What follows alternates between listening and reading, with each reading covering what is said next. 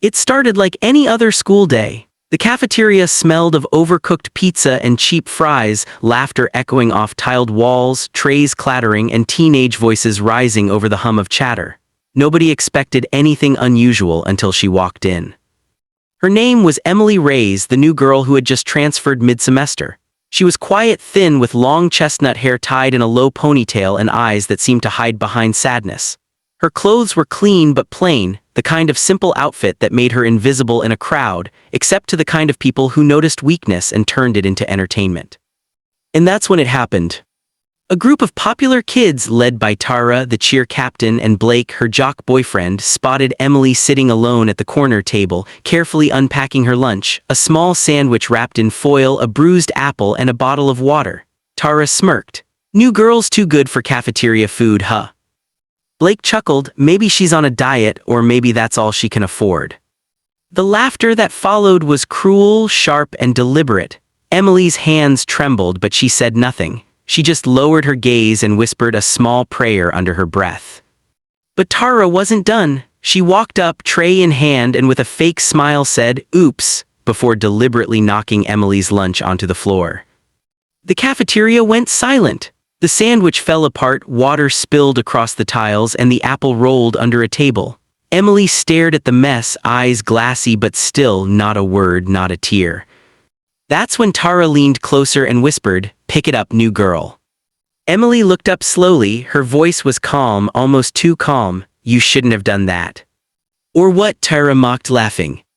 What happened next made everyone in the cafeteria freeze. Emily stood up. For a brief second she just looked at them, not angry, not scared, just deeply sad. Then she turned toward the lunch lady, apologized softly for the spill, and picked up a napkin to clean the mess herself. She didn't say another word, but in that silence something shifted. Because as she bent down to clean, Blake suddenly gasped, clutching his chest. His tray fell to the ground.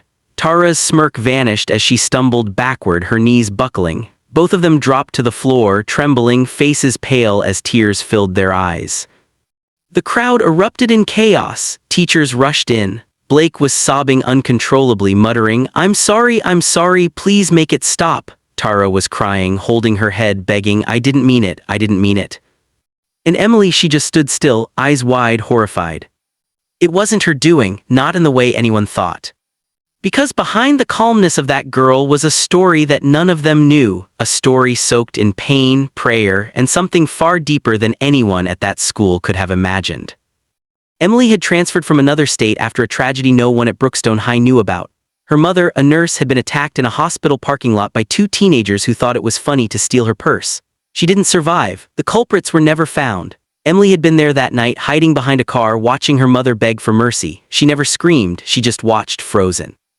After that night, she never raised her voice again. She spent her days helping her grandmother and visiting her mom's grave every Sunday. She prayed not for revenge, but for peace. But peace had a strange way of finding her. Because that day in the cafeteria, something inside Tara and Blake broke, not bones, not physically, but the invisible wall that hides people from their own guilt. What no one saw was what they saw.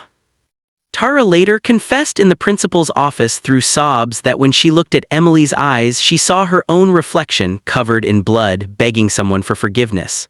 Blake said he saw a woman in a nurse's uniform crying, whispering, "Why are you doing this?"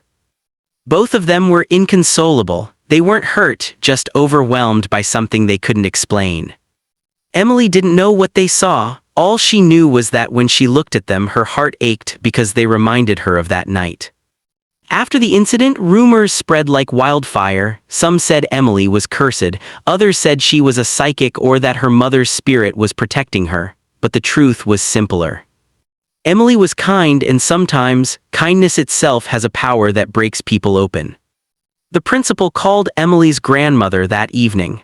"Mrs. Reyes, something unusual happened today," he said carefully. Her grandmother just sighed. "I warned you," she whispered. "Emily carries a lot of sorrow. Sometimes those who hurt her see what she's been through." The principal didn't understand, but he didn't need to. Tara and Blake took days off school. When they returned, they weren't the same. Tara stopped hanging out with her usual group. She walked up to Emily during lunch, tears welling in her eyes, and said, "I'm sorry, I don't know why I did that. I saw something horrible." Emily nodded gently. "You don't need to explain, just don't hurt anyone again." Blake followed soon after. He offered Emily a new lunchbox packed with homemade sandwiches. "I owe you one," he said awkwardly. "You owe yourself a second chance," she replied softly. From that day forward, the bullying stopped, not just for Emily but for everyone. It was as if something about her presence changed the atmosphere of the whole school. People began looking out for each other more. The laughter became kinder. Even the cafeteria workers noticed how the kids started thanking them. No one could explain it. But some said Emily had a light, a quiet, invisible light that reminded everyone what it meant to feel. Weeks later, the principal invited Emily to speak at a school assembly. She stood at the podium, hands trembling slightly, voice gentle but firm. "When people hurt others," she said, "it's usually because they're hurting inside. But kindness, real kindness, can break that cycle. It can make even the hardest hearts cry and beg to be human again." Her words silenced the auditorium. Some students cried quietly. Even Tara and Blake stood in the back, holding hands, heads bowed. Emily looked up and smiled faintly. "My mom used to tell me light doesn't fight darkness, it just shines, so shine even when it's hard, especially when it's hard."